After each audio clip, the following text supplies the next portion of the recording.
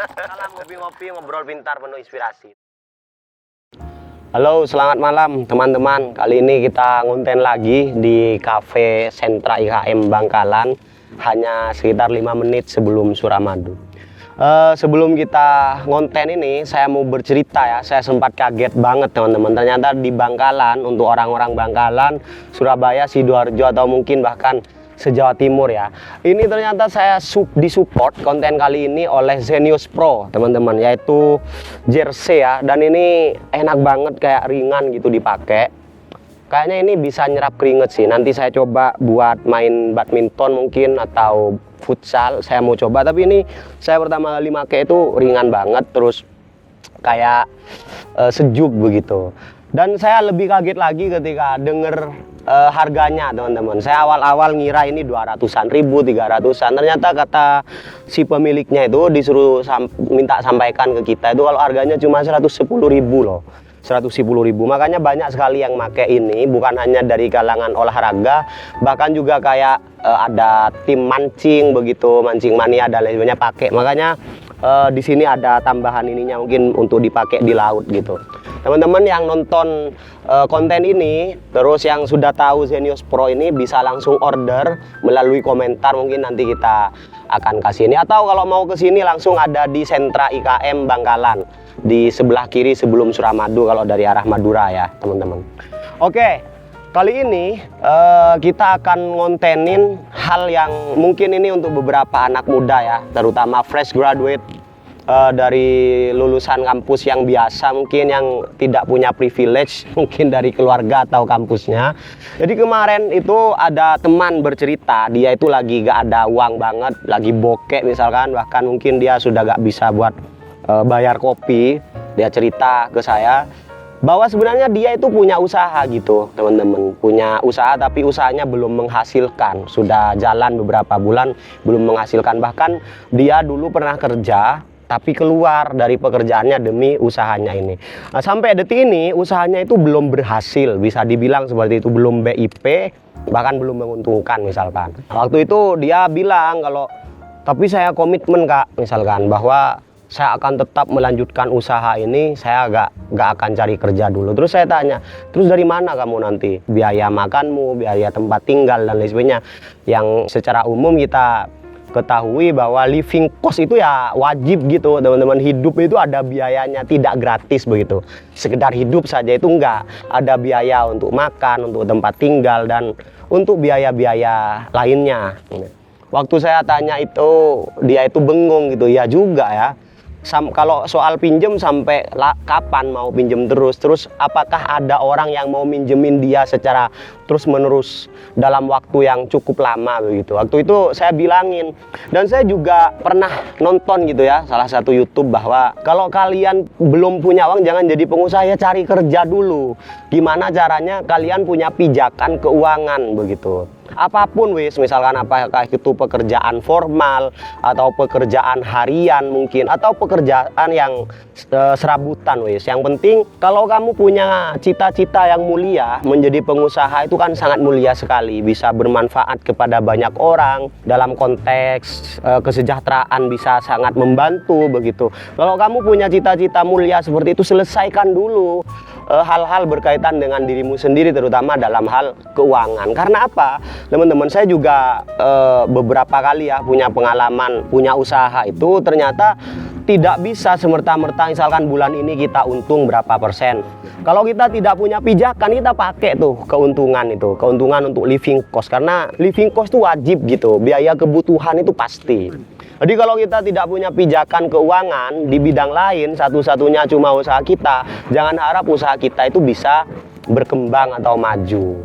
Karena usaha itu adalah pasca diri sendiri, melampaui diri sendiri. Sehingga kalau kita sudah punya pijakan keuangan bagus, usaha kita itu ada keuntungan, itu bisa dibuat untuk pengembangan usaha, atau kita buat untuk marketing, pengembangan marketing dan lain sebagainya, itu bisa. Kalau kita tidak punya, apalagi misalkan tidak untung usahanya, stres teman-teman, karena bisa jadi kita pakai uang modal itu, uang modal di awal yang kita taruh begitu, dan mengurangi uang modal itu adalah suatu kecerobohan ya, itu adalah satu tiket menuju kehancuran daripada usaha.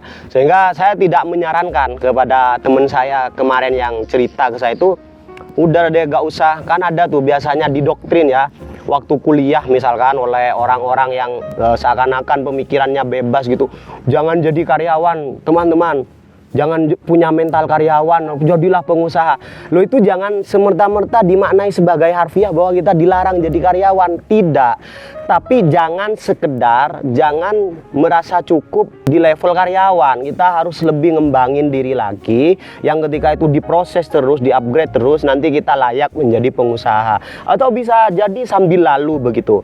Atau ketika teman-teman memang sudah soal keuangan tuh gak masalah begitu, gak ada masalah, mungkin disupport oleh keluarga, atau ada hal lain kayak punya aset yang sudah warisan mungkin, itu gak masalah gitu. Dalam konteks kalian punya masalah keuangan, apalagi sampai minjem-minjem misalkan, ya itu tanganin dulu itu keuangan personalnya teman-teman tuh ditanganin baru buat usaha begitu. Karena sekali lagi usaha itu adalah sesuatu yang melampaui diri kita, sehingga kalau kita belum selesai dengan kebutuhan kita ya nggak usah sok-sokan jadi pengusaha dulu, biasanya struggle begitu. Jadi banyak sekali teman-teman dulu, karena biasanya itu orang-orang itu memotivasi untuk jadi pengusaha, jadi orang memaknai secara harfiah, ya udah jadi pengusaha aja nekat-nekatan, gagal-gagalan wis, apalagi ada motivator ya di usaha itu biasa gagal. Ya banyak gagal, terus akhirnya apakah masalah begitu gagal? Katanya kita tidak boleh gagal, sebenarnya tidak masalah teman-teman.